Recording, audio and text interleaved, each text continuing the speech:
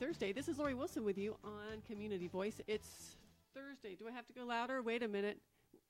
This is live radio for you. Yeah? Okay. Our levels are great.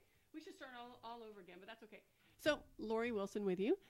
It's Thursday. Can you believe it already? The 4th of January. And we have in studio on Community Voice, we have Jodi, Carlton, and her beautiful daughter, Abby, who I suspect has the same last name. Yes. Yes. Good morning, ladies.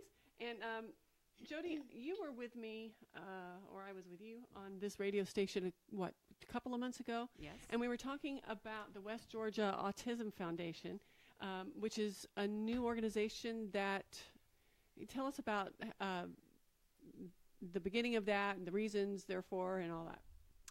Well, Jason Swindle had this vision back in the summertime where he just felt very led to start this organization because of the families in this area that just cannot access the services that are needed, so much needed to receive what they need to be supported, to receive services for autism.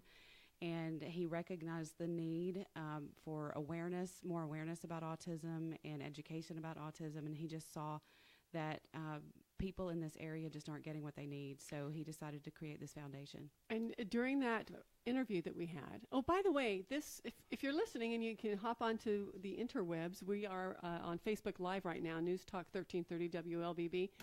And so anyway, during that conversation, you mentioned that your daughter, Abby, has Asperger's, or you're on the, Abby, good morning, by the way. Hi. Get a little bit closer to the mic. Okay, a little bit. Okay, good. Okay. So your mom mentioned that you blog about Asperger's syndrome. Yes. Am I saying it right? Is it a hard G or a soft G? It's either way. Okay. You can go either way. Okay. Anyway, so you have this amazing blog, Abby. Tell us, first of all, what grade are you in? What school do you go to? And then I'll ask you a lot of other nosy questions. Okay, so currently I am a freshman in high school, 9th grade, crazy. And I attend Bremen High School right now. Okay. And when did you start this blog of yours? I started it a few years ago, around 6th or 7th grade, maybe. Mm-hmm. Yeah, it's been a while. Why did you start it? I started the blog because I wanted to be able to share with others about my personal experiences with having autism, and I wanted others to hear that somebody's like them out there and to kind of have a voice. Okay, so I'm going to ask questions from the perspective of knowing next to nothing about autism and Asperger's syndrome. Okay, right. So give us the overview, Jodi. What's autism? How do you find out if you have it? What is the range of functionality and all that? Wow. Okay. Well, autism is essentially a brain disorder. Okay. We know that, I think you and I talked about that genetics load the gun, environment pulls the trigger is kind of the general understanding. So genetics load the gun, environment pulls the trigger. That's really interesting. Right. So in other words, we know that there's we definitely know through the extensive research that we've been having in the last couple of decades that it runs in families. So we certainly see a genetic link, and researchers are trying to narrow down exactly what that is. And we don't know for sure what that is, but there is most certainly a genetic link there. But we don't exactly know what environmental factors sometimes pull that trigger, because in families we'll see some individuals that have more severe symptoms of autism than others. So when you say what range, we'll see in some families some individuals that are very, very high functioning and are very successful in society with jobs. Interestingly, a lot of people on the spectrum, we'll see a lot of engineers, but then the range can go all the way down to very low functioning nonverbal individuals that have to have supports their entire lives. And at that point, okay, so is Asperger's a subset of that? Asperger's is actually an older diagnosis. It's a very controversial, well, not controversial, but the folks who have been diagnosed with Asperger's are actually kind of furious. Are you furious, Abby? Yes. With the American Psychiatric Association, because in 2013 they reissued their Diagnostic and Statistics Manual with a new edition, and the label Asperger's was removed, and it's now everything is just under the umbrella of autism spectrum disorder. But it's really the higher functioning individuals. But those who have been diagnosed with Asperger's years ago still pretty much go by that label. Talk about your fury, Abby. Well, I have to say I was pretty upset when they announced that, because, I mean, I've grown up my whole life being known as like an Aspie, which is kind of a nickname for someone who has Asperger's, hence the name Aspie Spot. And so I just connect with that word. It's a word that describes me. And when they just took that out and added this high functioning autism, like this formal, and it just sounded like another word for autism, I was upset. I was like, I've been an Aspie. I've always had Asperger's. You can't just change that on me. Now, tell me if I'm wrong, but every kid I've known, and I suppose at this point grown up, who is an Aspie, can I say Aspie? Mm-hmm. They're really smart. They're pretty brilliant. And as you said, Jodi, engineers, doctors. Are you the smartest kid in your class? I won't say I'm the smartest. Your mom might. I'm not exactly. I'm biased. My kind of talent, I'll say, is in another field. It's more in the performing arts area. I've been singing my whole life, and my family likes to call it my superpower, because I have this ability. I have what's called perfect pitch. Oh my gosh. Now what that means is that if I could say to you, all right, start at middle C, right? Pretty sure that's right. I bet you it is right. Yeah. It probably is. What you're talking about is oftentimes they do get a reputation for being pretty smart. Interestingly, the IQ is pretty much the same as the general population with Asperger's. The bell curve is pretty much the same. They do get reputations, though, for being highly intelligent. It's really not any different than the general population. But they do tend to have what I call superpowers when I'm working with the autistic population that I work with. They when we do testing with them, they tend to have subsets of high. You will see that they'll score very high in certain areas, but then there'll be other areas that they'll score a lot lower in. So it's kind of a disjointed scoring. And so sometimes those things where they score really high, they'll just be super, super good in something, and that just sometimes really stands out, and that will, those types of characteristics get a lot of attention, and it makes them look like they sometimes have these superpowers, is what I call them. So what are your superpowers? We already talked about music and performing arts. Abby, tell us about your schoolwork. Oh, wow. My schoolwork. You don't have to tell us grades if you don't want to. Well, right now I'm doing pretty fine. I have all A's. I'm pretty happy about that. I'm taking classes like 10th grade biology next semester, or this semester now, about to go back to school. That's right. I know. I don't want to talk about it. But like I said, as far as superpowers, music's basically been my strongest area. And you're a good writer. Yeah. You can see that on your blog. Spot. Yeah, I love writing. Narratives especially. The problem about that is that I never get past like the first few chapters. I always started off really good, got a great idea going, and then I just kind of stop or drop it, and then I'm like, why did I do that? Oh, okay. Well, you know what? I think I want to take our first break, and when we get back, your blog, although I don't think it's the page I'm looking at right now, but anyway, you mentioned somewhere on a blog that you were the object of some bullying when you were younger. And let's talk about that a little bit, and we'll just see where our conversation takes us. First, we're going to hear from Tanner Health System, our sponsor, and we'll be back in 60 seconds. And don't forget to tune in to Facebook Live, News Talk 1330 WLBB. We'll be right back. At Tanner, we're advancing health throughout West Georgia and East Alabama, because we know that exceptional care isn't based on how many patients we serve, but how well we serve them. That's why we're focused on quality, delivering the best possible care for our patients. It's why we're expanding our clinical services and building new facilities to serve our growing community. And it's why we're looking beyond our hospitals and medical practices to develop sustainable wellness and preventive health programs in our region. What makes a hospital great has changed. It's not how many beds we have. It's how well we care for the neighbors who need them.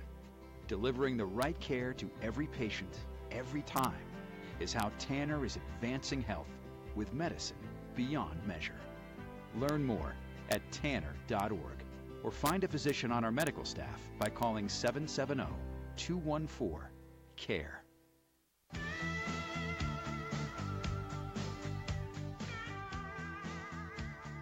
And welcome back, everybody. This is Lori Wilson. Yep, I'm still Lori Wilson, as is Jodi Carlton, still here. Abby Carlton, we're talking today about Asperger's syndrome and the West Georgia Autism Foundation, and a really cool blog called Aspie Spot, A-S-P-I-E Spot, and that is a blog that Jodi created, but you say that this is way out of date? Well, I saw a video of you, though. I haven't exactly been on here too often. I need to get back on there, but I've been so busy with schoolwork. It's unbelievable. Well, okay, and that's good. It looks like you're putting your priorities where they belong. But this morning I saw a video of yours, and I don't see it on the page that I'm looking at right now, but you were replying to a question that somebody had asked you on your blog that, how are you doing now, now that you're back in public school? And so you said you're doing so much better, and you referenced some bullying that you had been suffering a few years earlier. So give us the story in the background. Yeah, well, a few years ago, around the beginning of 4th grade, it kind of started with my best friend and I. We were going outside to play, and it was recess. And I was excited because it was the first time in a few years that my best friend and I had been in the same class together.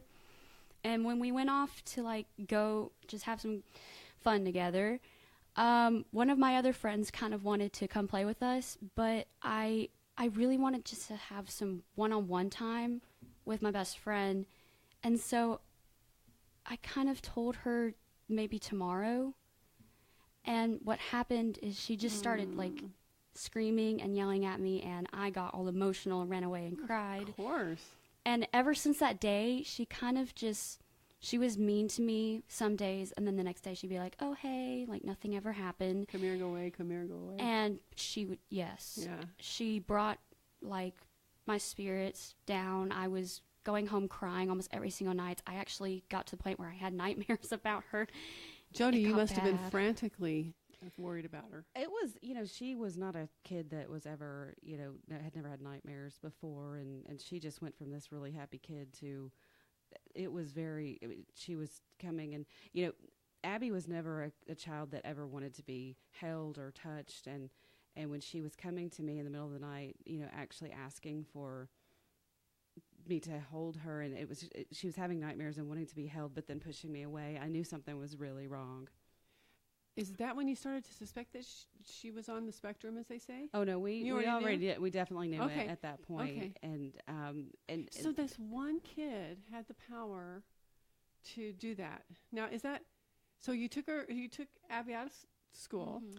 We dealt with it for about it went on for about through the end of a school year, through the summer, and then the beginning of the next school year. And this child was kind of it was typical girl bullying Really, type stuff. but I mean, what a sad child that must be to have to spend time making somebody else miserable. The root, we kind of figured out the root of the problem was that she was actually jealous of my friendship with Elaine, which is the name of the girl.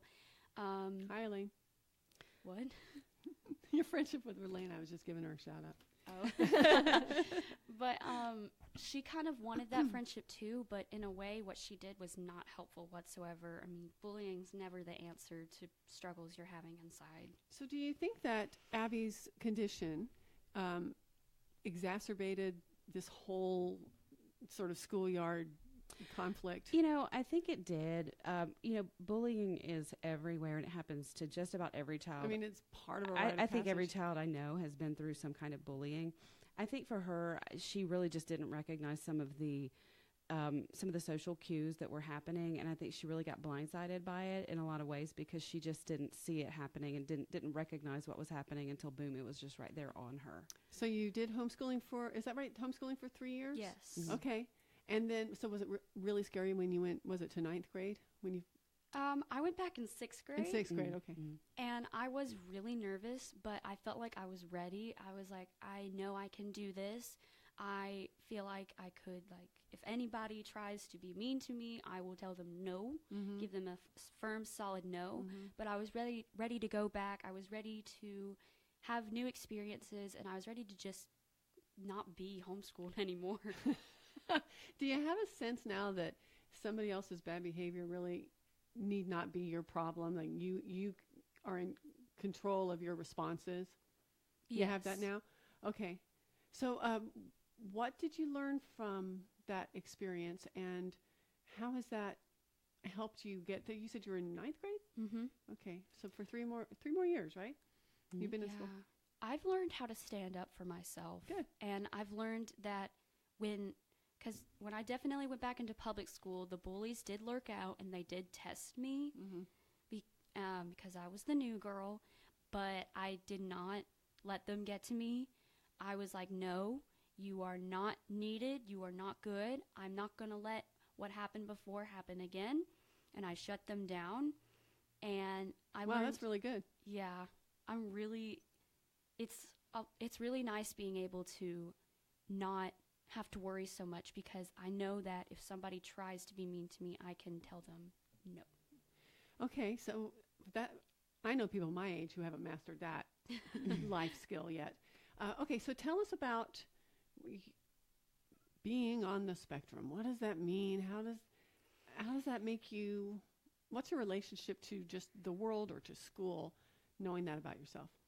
Being on the spectrum has definitely made some things really challenging for me at school, because first of all, one of the most important things in human communication is eye contact, and I do not do eye contact, and no words I can't not describe what it's like when I look in somebody's eyes. It's just beyond words to me. Well, oh, darn it, because I was going to ask you to use your words to tell us what it was like. No.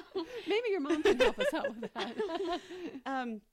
Well, I've talked to so many people with autism, and there's been a research study actually about this with babies and toddlers, and toddlers really. And she has described to me that eye contact is almost physically painful. And I've had many clients tell me that it's very, very uncomfortable.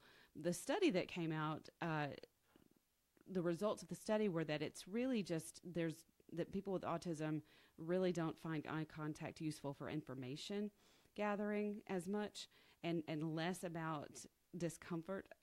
But that's not what I'm hearing. Exactly. And anecdotally, my clients that I've worked with have communicated to me that it's just so very intense, and eye contact is very, very personal. Eyes are the window to the soul, right?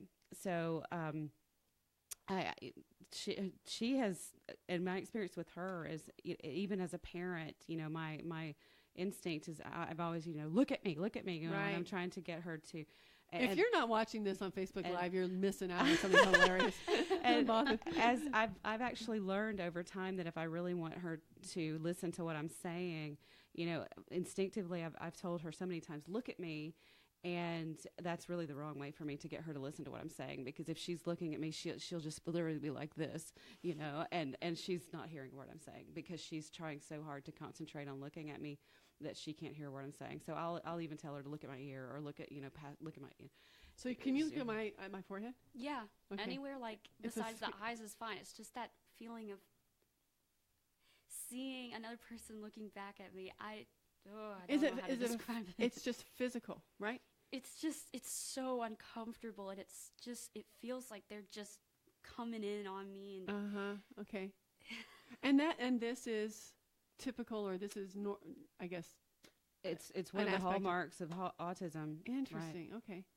All right. There's so much we don't know. So the sensory sensory processing disorder is one of the hallmark features of autism as well. You can have sensory processing disorder and not have autism, but pretty much everyone with autism has sensory processing Abby disorder. is smiling and nodding her head. Right. I want to know why you're smiling and nodding your head, but I think we'll take our second break.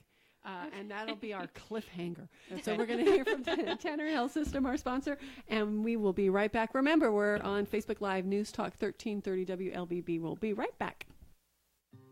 At Tanner, we're advancing health throughout West Georgia and East Alabama because we know that exceptional care isn't based on how many patients we serve, but how well we serve them. That's why we're focused on quality, delivering the best possible care for our patients.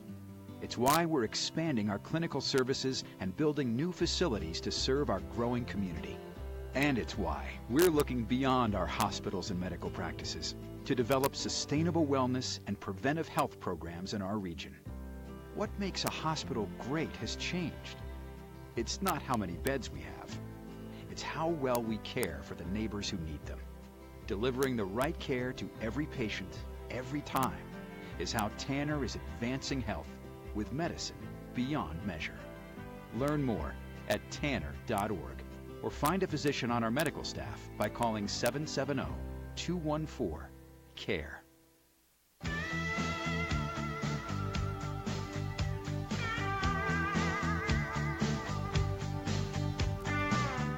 Welcome back, everybody. Yes, it's still Lori Wilson, and I continue to be Lori Wilson, and this continues to be Community Voice, albeit our very final segment for today's show. We're talking to Jodi and Abby Carlton, and all things autism. West Georgia Autism Foundation, they've got a Facebook page, and they're looking for members and interested parties, and maybe we'll talk to Jodi about that in just a second, but we were talking about, what were we talking about? And you were sensory Processing disorder. Sensory processing. Hey, my notes are exhaustive, as you can tell. Okay, so we were talking about the fact that you have a hard time looking people in the eye, although you just did that. You just looked me in the eye.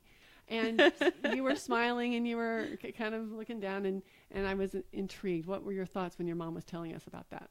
I do have a sensory processing disorder, but what I'm smiling about is that I'm kind of a really big thrill seeker.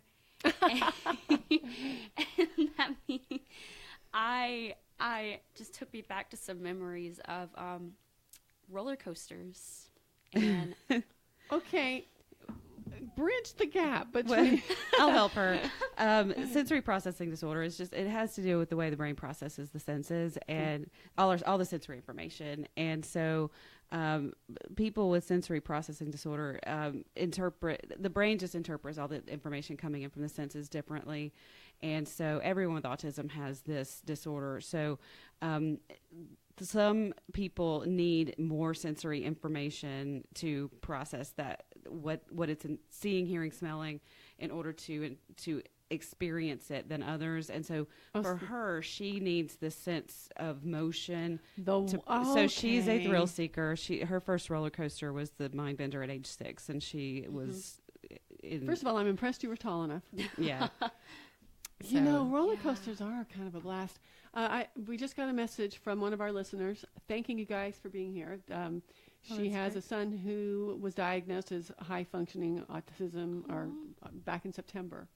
So great. That's fantastic. Yeah. Thank you for We're being happy to on be here. here. Thank you. Yeah, well, thank you guys. It's the West Georgia Autism Foundation. How can people get involved, such as this listener that I just... Okay, well, West Georgia Autism Foundation also has a Facebook page, and send a message to us there, and Jason Swindle and those of us there will get you hooked in.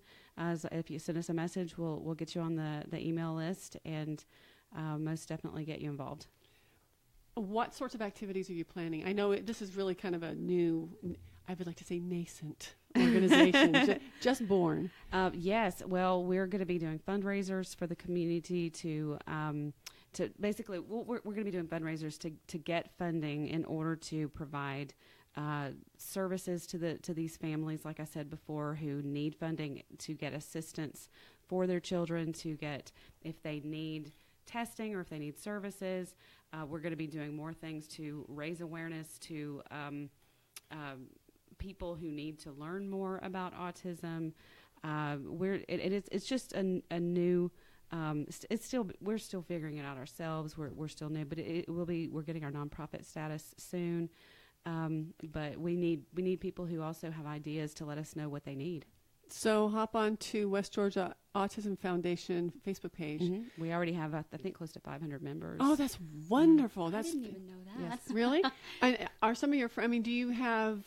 I mean, ask some dumb questions, but support groups? Do you kids with Asperger's get together and say, "Hey, we have Asperger's. Let's go riding a motorcycle"? There are not enough. There are so many families here in this community, and there are not enough. I'm hearing that from the families that come to see me too, and we need more of that. Not enough kids to get together, and that's something that's needed. Well, maybe the listener that I just referenced might want to. There is a West Georgia Autism and Awareness Support Group, though, and they do get together. Okay. Yes. I want to talk about Aspie Spot. We have about 4.5 minutes left. That's ASPIE spot.com. And you were saying earlier, Abby, first of all, what made you decide, you know what, I have Asperger's syndrome. I'm going to start a blog. Well, like I said earlier, I wanted to start a blog to, first of all, raise awareness of the disorder. And I wanted other people, like I said earlier, to hear that there's somebody out there like them, that they go through the similar things every day. They have similar experiences, and that they're not alone, and that if they ever need or want to talk to somebody, I will always be there to talk to. Okay. She's actually she's emailing back and forth with a girl in Britain right now that has Asperger's. Yes. Who contacted her. These sorts of things can tend to blossom, right, on a global. Now, you mentioned earlier that you love to write, and you get to a certain point, and then you go, Yeah. So, I wonder if some of our listeners could, or if you'd be open to our listeners sending you questions, maybe reading your articles to the point at which they end, and then maybe ask you some questions, and maybe you can just, in answering their questions, continue to finish or elaborate on what you started. Yes, actually, she has an email address, and it's askabby@aspiespot.com. Oh, Ask Abby, and that's ABBY. Mm-hmm. I knew that. Ask Abby at aspiespot.com. Mm-hmm. Okay, let's say that again before the end. But okay, so we have about 3 minutes left. So let me take a minute with you, Jodi. Tell us what you want, those of us who just are really not in this world of which we've been talking. What can we do to help you guys and support you guys?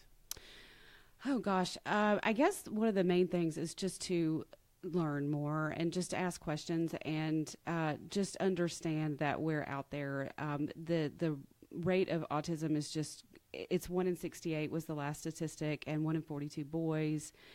There are so many TV shows popping up right now about Asperger's, and understand that a lot of that is Hollywood, but some of it is not. And that's one of the best ways to learn a little bit more about it, is just to learn. I have a real quick question. Is this something that we've just put a name to, but it's always happened? Or it's been there, but nobody really knows for sure we know it's been there, because a lot of the families who are being diagnosed now, their children are being diagnosed, the parents are realizing that they're on the spectrum too, but we also are seeing the rate increase, and we're not really sure why. So to answer your question, we're still trying to figure that out, the answer to that. And a question that occurs to me is, when does a syndrome or diagnosis get so common that it's no longer unusual? Or I don't even know if I'm framing that question correctly. I think I know what you're saying, but I don't know. Yeah. Okay. Well, that's fine. But just be aware of us, and that the other thing is, it's not just bad parenting. Oh, yeah. Okay. Good question. I mean, that's a very good point. Abby, you have the last minute. Tell us what you want us to be thinking about today after listening to you and visiting your blog at aspiespot.com. Well, the message I have is to just be aware in the community and know that there are people out there, and that even though they look and might at the moment seem normal, that you have no idea like what they've gone through, who they are, and the experiences, if they may struggle in life, but to just be open and be willing to learn more about the disorder. So can we just, would you guys come back sometime? Of And we'll course. talk some Yes, more? definitely. Okay. All Of right. course. So maybe after the foundation gets kind of more rocking and rolling, and Abby, maybe we can talk more about your blog as well. Yeah. All right, Yeah, thank sure. you both so Thank much you for for being having here. us. Oh, it's been a pleasure, and thank you guys everyone for being with us on Community Voice. Go and have a wonderful day. That is in order. Bye.